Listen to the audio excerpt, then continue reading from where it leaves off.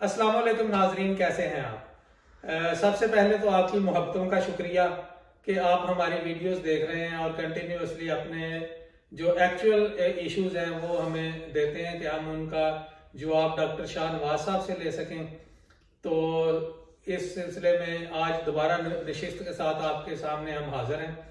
तो हमारे एक फेलो ने क्वेश्चन ये पूछा है कि उन्होंने रिसेंटली पीएचडी मुकम्मल की है इन जियोलॉजी और उनको आंसू स्कॉलरशिप दोबारा से पीएचडी में ही ऑफर हुआ है चाइना से।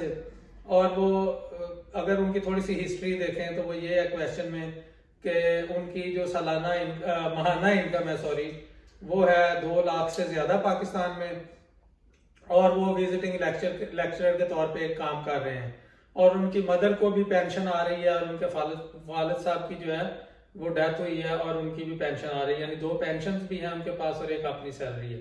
लेकिन प्रॉब्लम ये है कि वो अभी तक विजिटिंग फैकल्टी में है और वो अभी तक परमानेंट कोई पोजीशन हासिल नहीं कर सके पाकिस्तान में। तो वो डेस्परेट हैं कि क्या वो सेकंड पीएचडी की तरफ जाएं या कोई पोस्ट डॉक देखें या वो क्या करें अपना कैरियर प्लान आगे। तो इस सिलसिले में हम पूछते हैं डॉक्टर शाह नवाज भाई से कि वो क्या रिकमेंड करते हैं कि क्या उनको सेकंड पीएचडी में जाना चाहिए या उनको अभी जॉब में रह के अपना फ्यूचर आगे सर्च करना चाहिए, क्या बेस्ट ऑप्शंस हो सकती हैं, इसको हम अभी डिस्कस करते हैं। तो जी शाहनवाज साहब क्या कहते हैं? जी बिस्मिल्लाहिर्रहमानिर्रहीम। और तमाम जो हमारे देखने वाले साथी हैं उन सबको मेरी तरफ से सलाम। और हमें बड़ी खुशी होती है कि हमारे जो मशवरे हैं, हमारी जो ओपिनियन है उसको आप इतना वैल्यू करते हैं और उसके साथ साथ हमें बड़े स्ट्रॉन्ग कमेंट्स आते हैं, फीडबैक बड़ा पॉजिटिव मिलता है। तो हम कोशिश ये करते हैं कि जो जेन्युइन इश्यूज हैं, मैटर्स हैं, उनको आप टेक करके उनके ऊपर हम अपनी एक ओपिनियन दें। अब्बास भाई की इसमें बड़ी रियल एफर्ट है कि वो ये सारे मैटर्स पुट करते हैं, फिर उन क्वेश्चंस को एनालाइज करते हैं और फिर हम उसके ऊपर जो है वो एक प्रॉपर नशिस्त में बैठते हैं और उनको आंसर करने की कोशिश करते हैं। अच्छा, ये जो हमारे दोस्त हैं जो ऑलरेडी डॉक्टर साहब हैं बेसिकली, क्योंकि वो ऑलरेडी उन्होंने पीएचडी का टाइटल अर्न किया हुआ है, ठीक है, और वो विजिटिंग के ऊपर काम कर रहे हैं। उनका ये क्वेश्चन जो है वो बड़ा एक इम्पॉर्टेंट इस पॉइंट ऑफ व्यू से है कि उनके पास अपॉर्चुनिटी इन हैंड है और करंटली वो थोड़ा सा जिस तरह का पाकिस्तान का सिनेरियो है जहाँ पे जॉब्स का थोड़ा सा स्ट्रक्चर जो है वो लैक कर रहा है, उस लिहाज से वो थोड़े से फ्रस्ट्रेटेड हैं और वो सोच रहे हैं, चूंकि उनके पास एक विजिटिंग की ऑप्शन है और वो कंसीडर कर रहे हैं कि चूंकि उनके पास परमानेंट फैकल्टी पोजीशन नहीं है तो हो सकता है कि वो पीएचडी दोबारा ट्राई कर लें। अच्छा, इसमें कुछ फैक्टर्स हैं, उनके ऊपर हम बात करते हैं। सबसे पहले तो देखें जिस तरह का सिनेरियो अब्बास भाई ने डिस्क्राइब किया है, फाइनेंशियली मेरा नहीं ख्याल कि उनको कोई बड़े बड़े प्रॉब्लम्स हैं। हाँ, मॉरल उनकी कुछ रिस्पॉन्सिबिलिटीज़ हैं बिकॉज वो मैरिड हैं, कुछ बच्चे हैं, तो उनकी मदर, उनकी फैमिली वो एंटायरली उनके ऊपर डिपेंडेंट है। तो ऐसे सिनेरियो के अंदर एक बंदा वो पीएचडी करके, क्योंकि ये अनलाइकली होगा कि वो अपनी मदर को भी साथ लेके जाएं, और जिस तरह का सिनेरियो उन्होंने डिस्क्राइब किया मेरा नहीं ख्याल कि उनके कोई और भी सिबलिंग्स होंगे जो उनकी मदर को अकोमोडेट कर सकें। तो वो अपनी मदर को लेके चाइना तो नहीं जा सकते, बच्चों को वो हम समझते हैं कि एफर्ट करके वो लेके भी जाएं। तो रिसेंटली मैरिड है। अच्छा, बच्चे 5 मंथ्स है। तो मेरे ख्याल में एक तो फैमिली की रिस्पॉन्सिबिलिटी इनके ऊपर है। सेकंड, इसमें जो एक चीज बड़ी क्रिटिकल है वो उनका एज फैक्टर है। 32 एज है अभी उनकी। 32 एज है, तो लेट्स सपोज कि वो इस ऑफर को अवेल करते हैं तो वो 4 साल की पीएचडी लगाते हैं 36। तो 36 एक ऐसा एज नंबर है, मैंने बहुत सारे ऐसे केसेस पाकिस्तान में देखे हैं कि जहाँ पे एडवांसिंग एज के साथ बेशक आपकी कॉम्पिटेंसीज भी हों, यूनिवर्सिटीज के अंदर अगर वो उनका प्लान है लॉन्ग टर्म तो उनको अकोमोडेट नहीं करेंगे और अच्छा, मुश्किल है, ठीक है। बेशक उनके पास 2 डॉक्टरेट्स ही क्यों ना हो, ठीक अच्छा। है। ये इसके मतलब हमारे पाकिस्तान के अंदर कोशिश ये की जाती है कि जो यंग कैंडिडेट्स हैं उनको प्रेफर किया जाए। अच्छा। सेकंड, इसका एक और बड़ा एस्पेक्ट है इम्पोर्टेंट, वो ये है कि जब कोई एक इंडिविजुअल जो है वो 2 PhDs कर लेता है, वो उसको ये नहीं समझा जाता कि वो कॉम्पिटेंसी के अंदर जो है वो डेवलप हो गया, इसको बल्कि उसका ड्रॉबैक समझा जाता है कि पहले उसकी सही कि पहले जो उसने PhD की है उसमें उसने अपने आप को सफिशिएंटली ग्रूम नहीं किया, ठीक है, और जो है वो दोबारा एक नई PhD के पीछे जो है वो इंडिविजुअल चले गए हैं। तो काइंड ऑफ एक आपकी जो इंडिविजुअल स्टेबिलिटी है या आपकी एक प्रोफेशनल स्टेबिलिटी है उसको रिफ्लेक्ट नहीं करता। तो मेरे ख्याल में इस सारे सिनेरियो के अंदर आपके लिए सबसे बेहतरीन एडवाइस ये है, आपके पास अगर विजिटिंग की अभी ऑप्शन है आप उसको अवेल करें, ठीक है। सेकंड, चूंकि आपका सब्जेक्ट इस तरह का एरिया है, जियोलॉजी जो बड़ा एक मेजर एरिया है, मैं समझता हूँ कि ऑयल एंड गैस के अंदर इसकी बड़ी मेजर कंजप्शन है। हाँ, पाकिस्तान में आपने किया है, आपका पब्लिकेशन का ट्रैक अच्छा है, आप ज्यादातर रिसर्च साइट पे चले गए होंगे,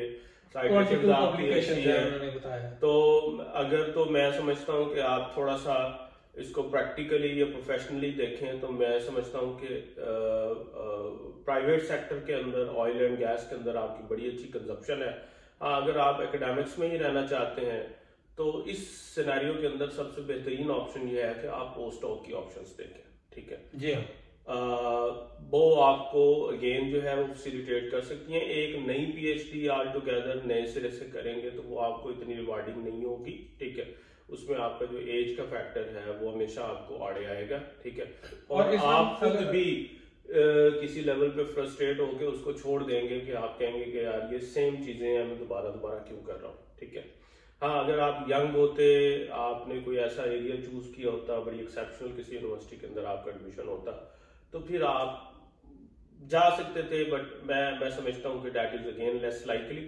आप अपनी जो कैपेबिलिटीज हैं उनको ग्रूम करें। मैं समझता हूँ जिस जगह पे आप रह रहे हैं इसका बड़ा एक इम्पैक्ट होता है, बिकॉज आपका विलेज बैकग्राउंड है और आप अभी उसी एक सोशल सर्कल के अंदर ही हैं, ठीक है, तो थोड़ा सा अपने आप को ग्रूम करें। और एक PhD जो है वो सफिशिएंट है इंसान को उसका करियर डेवलप करने में और उस जगह से उसको किसी और मकाम के ऊपर लेके आने में।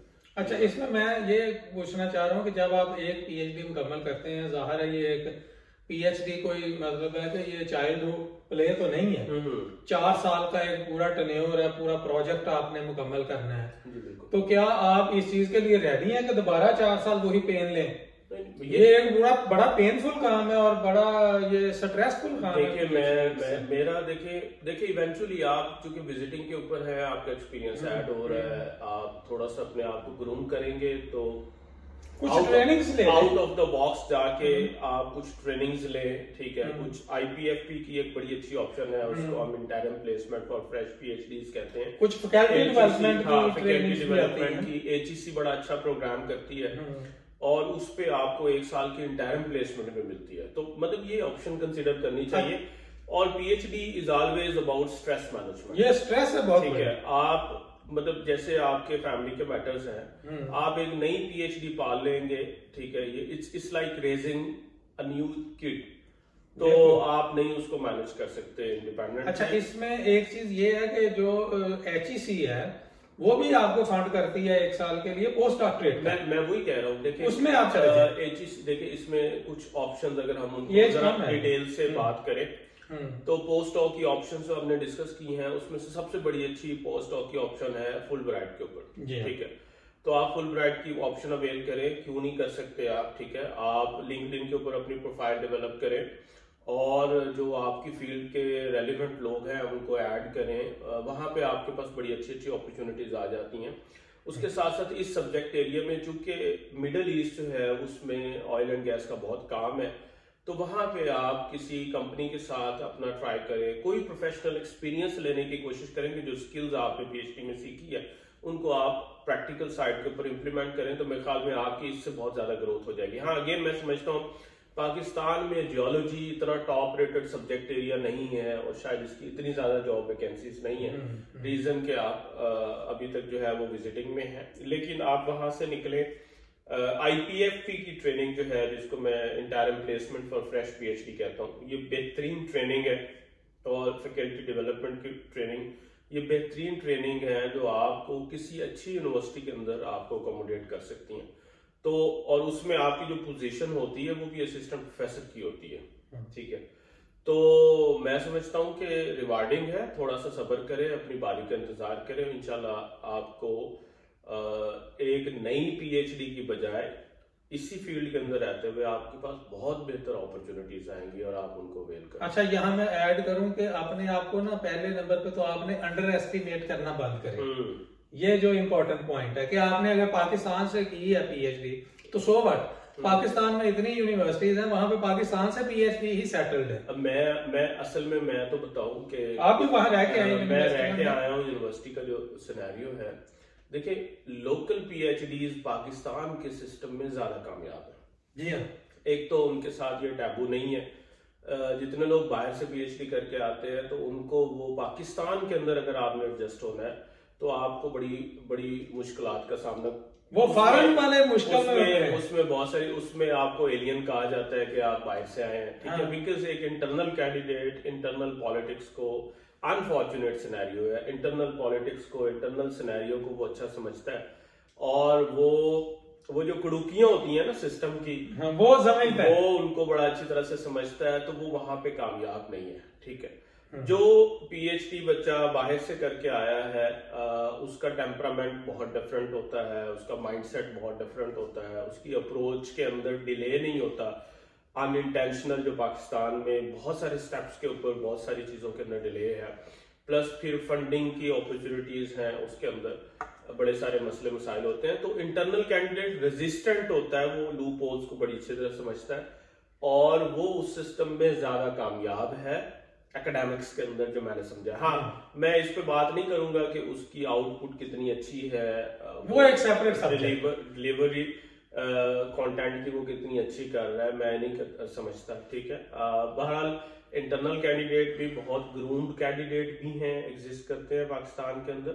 आप सिंपल अपनी ग्रूमिंग के ऊपर काम करें, अपना जो है प्रोफाइल को इम्प्रूव करें, अपना स्पेक्ट्रम ब्रॉड करें और एग्जिस्टिंग अपॉर्चुनिटीज जितनी भी पाकिस्तान के अंदर है उनमें अपनी जान लगाएं, तो मेरे ख्याल में इंशाल्लाह। अच्छा, यहाँ पे मैं एक पॉइंट मेरे जहन में था, वो मैं भूल ना जाऊं ऐड करना, कि यहाँ पे ये है कि आपका क्योंकि आंसू स्कॉलरशिप है, उसका अच्छा खासा स्टाइपेंड होता है, यानी 8000 RMB, तकरीबन 8000 RMB मिलता है, लेकिन आप ऑलरेडी 2 लाख प्लस पाकिस्तान में बना रहे हैं। तो अगर आप ये नहीं ज्वाइन कर रहे ना, तो प्लीज ये मेरी रिक्वेस्ट है कि आंसू स्कॉलरशिप वालों को ईमेल करें। इन केस अगर आप हमारी बात मान के इसी जगह पे रहते हैं, अपने आप को यहीं ग्रूम करते हैं, तो उनको ईमेल करें कि आप इसको सरेंडर कर रहे हैं, ताकि वो नेक्स्ट कैंडिडेट को अपॉर्चुनिटी दें और किसी और को फायदा मिले। ये बहुत इंपॉर्टेंट है, देखिए इसको अपने पास रख के ना बैठे।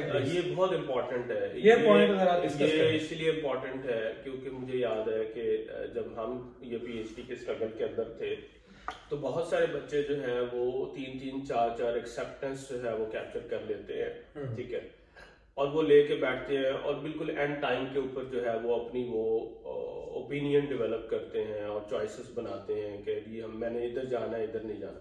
इससे क्या होता है कि बहुत सारे लोग जो रेस में आपके साथ खड़े हैं उनकी हक तलफी हो जाती है। तो मैं समझता हूँ, और ऊपर से इमेज भी खराब होता है पाकिस्तानियों का।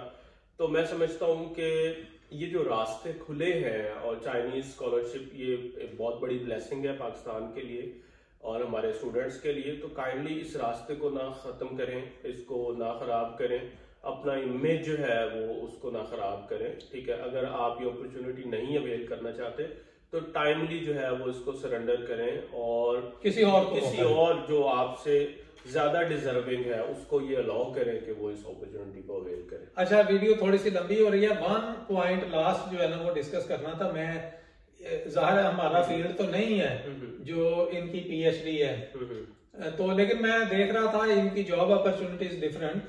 इनको ठीक है ये एकेडेमिया में अपना रखें लिंक, लेकिन इनको जो मिनरल्स अभी तो पाकिस्तान गवर्नमेंट काम कर रही है उस पे, उसमें एक मेरा ख्याल है wide range of jobs generate होने वाली है प्राइवेट सेक्टर। तो प्राइवेट इनके लिए ज्यादा प्राइवेट सेक्टर के अंदर अगर आप किसी तरह से कोई एंट्री पॉइंट ढूंढ लें तो माइनिंग में चले जाएं, जियोलॉजी बेस्ट मेरा ख्याल है, बहुत आउटस्टैंडिंग सब्जेक्ट है ये। मैं बहुत सारे लोगों को जानता हूँ जो मिडिल ईस्ट के अंदर जियोलॉजी, जिन्होंने सिर्फ बैचलर्स या मास्टर्स, ये तो पीएचडी है, आप पीएचडी है तो बैचलर मास्टर किया हुआ है, ठीक है, वो मिडिल ईस्ट के अंदर इवन इराक के अंदर $2,000-3,000 के ऊपर वो अर्न कर रहे हैं, ठीक है।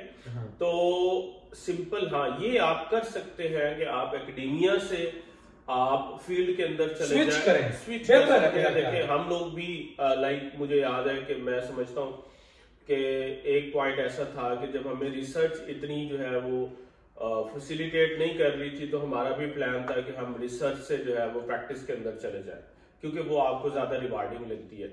तो ये निश आप चेंज कर सकते हैं। मेरा ख्याल है कि आपको दोबारा पीएचडी करने की जरूरत नहीं है, आप एक्सप्लोर करें अपॉर्चुनिटीज को, दुनिया बहुत बड़ी है, ठीक है। और इंशाल्लाह मुझे उम्मीद है कि कुछ अरसे में आप हमारी वीडियो के ऊपर कमेंट करेंगे, जो भी आपको कोई नई अपॉर्चुनिटी मिली है उसके लिए आप कमेंट करेंगे और जरूर जो है वो इस ऑप्शन को कंसिडर करेंगे। बाकी ये हमारी ओपिनियन है, हम बिल्कुल नहीं चाहते कि आप जो है वो एग्जैक्टली ऐसा जिसको अपने ऊपर इम्प्लीमेंट करें, लेकिन तजर्बा हमारा यही कहता है, हमारा तजर्बा यही जो हमने लोगों को देखा है, जो जितने लोगों से हमने इंटरेक्ट किया है, जो हम समझते हैं, उसकी बेस पे यही बेस्ट ओपिनियन बनती है। हाँ जी। तो मेरा ख्याल है आपके क्वेश्चन को हमने हर एंगल से देख लिया है, उम्मीद है आपको आपका डिटेल्ड आंसर मिल गया होगा। और हमारी रिक्वेस्ट यही है व्यूअर्स से कि अपने क्वेश्चंस जो हैं वो कमेंट सेक्शन में पोस्ट किया करें, ताकि हम डॉक्टर शाह नवाज साहब के साथ इसको डिस्कस किया करें। हर वीकली हमारी मीटिंग होती है दोनों की, तो जो मोस्ट टॉप रेटेड क्वेश्चन होगा वो हम इनके सामने रखते हैं कि ये अपना एक्सपीरियंस हमारे साथ शेयर करें। तो आज के लिए इतना ही, मिलते हैं नेक्स्ट वीक नेक्स्ट किसी टॉपिक के साथ बहुत जल्द। अल्लाह हाफिज। अल्लाह हाफिज।